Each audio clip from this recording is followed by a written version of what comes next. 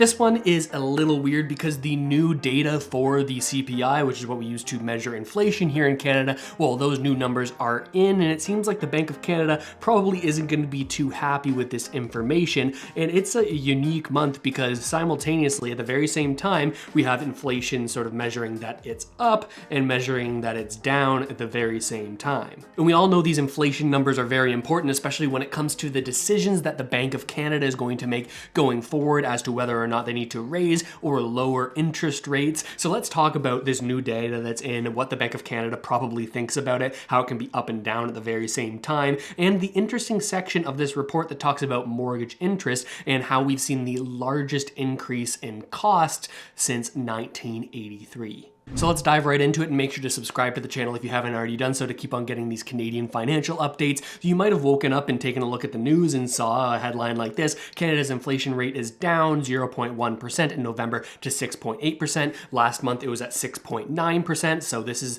a downward direction. And you might have thought, okay, the Bank of Canada probably likes this number and likes it quite a lot because the whole reason that they're raising interest rates right now is to make sure that inflation doesn't continue on its uptrend. By raising rates, it makes it more expensive for people to borrow. It increases people's carrying costs on their debt, like their mortgages, and they spend less in the economy, and that impacts inflation because there's less demand, which means prices go up less or at less of a fast rate. So seeing that inflation went down 0.1% relative to last month's year-over-year data might have sounded like something that the Bank of Canada would have been happy with. But it turns out the Bank of Canada isn't focused on the same inflation numbers that you and I see in the headlines of these news articles. Instead, they're focused on a different type of inflation. Let me show you this clip from last month when the governor of the Bank of Canada explains this a little more clearly. We're particularly focused on measures of underlying inflation or core inflation. And we've seen some reduction in headline inflation, but that has largely reflected declines in oil prices, which are related to declines in global oil prices. What we've seen so far, I would say, in terms of core inflation, is that it has leveled off. It has stopped going up. I think what we'll be looking at going forward is, does it tick back up? Does it stay where it is, or does it start to come down? There are some tiny little green shoots, I would say, in the last couple CPI numbers. You can see the 3-month rates of core inflation have come down, but I'd highlight, they've come down to 4%. That's still too high, and we know those month-to-month numbers are very volatile. So we're really looking to see further declines and more sustained declines. So he says we at the Bank of Canada aren't looking at headline inflation, like the main big number that comes out whenever there's a new CPI update. Instead, they're looking at something called core inflation, which is pretty much the same as the CPI, the sort of basket of goods and services that sort of tracks how prices are changing over time, except it excludes a couple key categories. And those categories that are excluded from core CPI are food and energy costs. Now you might be wondering, why are they cutting this out to look at that number? Aren't those kind of the main things that are raising prices, right? Aren't those the things that I'm having to pay more and more for? And you'd be correct, but the Bank of Canada sort of sees food and energy costs as extremely volatile and extremely variable, going up and down outside of the picture of the impact that their monetary policy is having. They can say, hey, we can raise interest rates as much as we want, but we don't really control energy prices. We don't control what the cost for gasoline is, and largely that flows into food prices as well, because of course one of the main costs of food production is the transportation in order to actually get that food from farm to table. If we zoom in a little bit, I'll move myself over here and you can see the difference between CPI and core CPI, the CPI including food and energy. And you can see how CPI can be up and down all together at the very same time. Here is the blue line, which is CPI, the typical headline inflation. And we can see between last month and this month, down 0.1, 6.9 to 6.8. But when we take a look at core inflation, last month it was 5.3, and that's actually seen a slight uptick to 5.4. And of course, it's been ranging for the past number of months in that sort of 5 to 5.5 range. And the Bank of Canada says that core inflation is the real thing that they're actually watching when it comes to making their decisions about interest rates going forward. So they're probably not super happy to see that that hasn't trended down even more. In fact, it has gotten an uptick of 0.1% compared to the 12-month rate that we saw last month, right? So why did inflation come down while core inflation went up at the same time? Well, it has to do with those two categories, right? Energy prices, that's gasoline, and food prices, and how they've impacted the CPI versus how they're not impacting the core CPI. You can see here, interestingly, gasoline prices have fallen month over month, so falling 3.6% in November, following a 9.2% increase in October. But when we measure this year over year,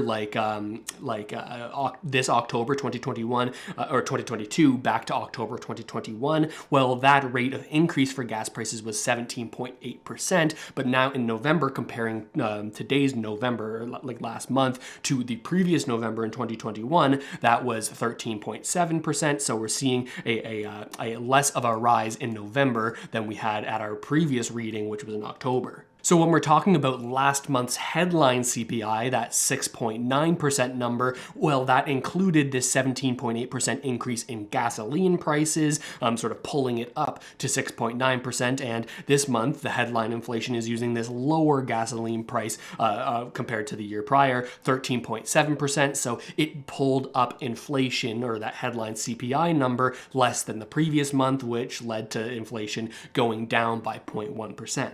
At the Bank of Canada's last interest rate decision, they raised interest rates by 50 basis points, or half of a percentage, right? So that was an increase, and now it's at 4.25% as the Bank of Canada's sort of base rate. Now, the question remains, what's going to happen in the future? The Bank of Canada sort of indicated that for their next decision, they're not looking at how much they need to raise it, like they've been looking at it from that perspective over the past increases or the past decisions that they've made. Instead, now they're more of the mindset of, well, we're going to decide whether or not we even need to increase it anymore, or if we might just even pause it for the time being and leave it at that 4.25%. But this information, the fact that, okay, we didn't see core inflation go down significantly, in fact, we saw it go up by 0.1%, that could be more points in the category that suggests the Bank of Canada might continue to raise rates at their next decision. They might go up 1/4 of a percentage point, or 25 basis points. That's sort of something that becomes more likely when we see CPI inflation information coming out that's like the ones we saw today. Now, we all know that one of the biggest things that these interest rate decisions impacts is debt that people have, right? And the largest amount of debt that most people have is mortgages, right? Has a big impact on the rates that people pay for their mortgages. But interestingly enough, the way that mortgage rates have changed over the past number of months is actually having an outsized impact on inflation numbers right now. That leads me to believe, okay, maybe inflation isn't as bad as these numbers are suggesting, and it might be actually coming down more. You see, when it comes to shelter and its role in the CPI, well, they are actually tracking a couple of stats that you might not think is what they're using to track inflation for shelter. The main things that they're tracking are mortgage interest costs and rent, not necessarily the cost of a home, although they do track that sort of roughly through something called owner's replacement cost. The larger impact on CPI is mortgage interest costs and, well, what the average rent is across the country. The new CPI report says that mortgage interest costs continue to rise at a faster rate year over year, up 14.5% in November compared with 11.4% in October. So comparing this November to last November, well, mortgage costs are up 14.5%, even though home prices are down significantly at this point. I think that you'll find this graph really interesting, not just for what it says in terms of the data on it, but what it says if we read a little bit further into it and what this sort of says about how well CPI works in general. This is a super easy chart to understand. You can sort of see what the different bars represent here: rent, mortgage interest costs, and homeowner replacement costs. Those are the sort of three factors that we're pointing at. Homeowner replacement costs sort of roughly tracks the price of housing in terms of buying a house. Mortgage interest costs is the cost to, again, service your debt when you're taking a mortgage out to purchase a house. And then, of course, rent is the price of rent in Canada. And you can sort of see how these change over time, and it's actually pretty interesting. Couple key trends here that I want to point out. The first is that, well, we know mortgage interest costs, this blue bar, is on a dramatic uptrend, while at the same time, this red bar, which is homeowners replacement costs, or the cost of housing, like how much homes cost in Canada, their total amount is on a downtrend. At the same time, there's a slight uptrend here over the past number of months for rent costs. So that's interesting. It kind of reflects what we just saw in that CPI report. But here's my take on what this actually is really saying in terms of monetary policy, right? When we think back to November 2021, well, we saw that mortgage interest rates were extremely low, right? This is before the Bank of Canada gave up its, inflation is transitory sort of spiel that it was giving, before they believed that inflation was here for the long term and they were going to have to do something about it. Interest rates were still extremely low in November of 2021.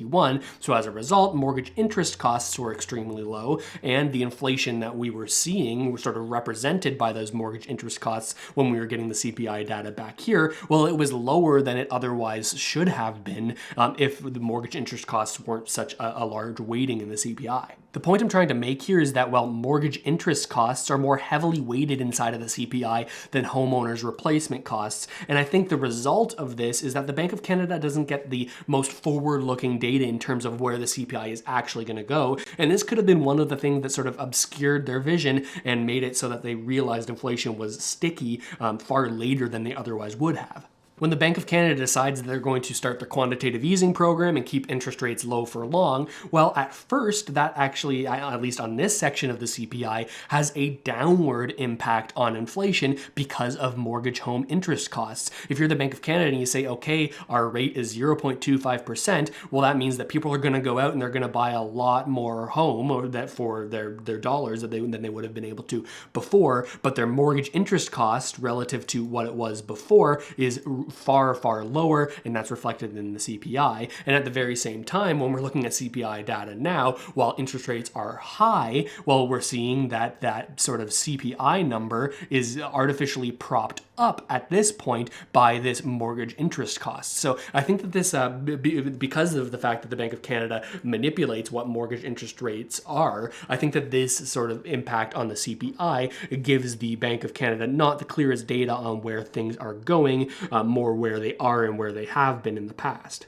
I hope I made myself clear there. I know it's a little bit of a weird point and I very well could be wrong. That's just how I'm reading this data. And I think it's interesting to talk about what aspects of the CPI are maybe recorded or reported in an interesting way that maybe doesn't give the best forward-looking information to the Bank of Canada, like I'm talking about here with mortgage interest costs. And there's a lot that we went over today in general, CPI being up and down at the same time, with the Bank of Canada not seeing what they want to see in core inflation, with core inflation actually ticking up this month, meaning that they might bring up interest rates even further at their next interest rate decision. But I'm curious what you make of all of this data. Am I reading it right, or do I have something totally wrong here? Let me know down in the comments. I read every single one and try to get back to as many as I can. And if you haven't already done so, make sure to give me a Christmas present and click that subscribe button.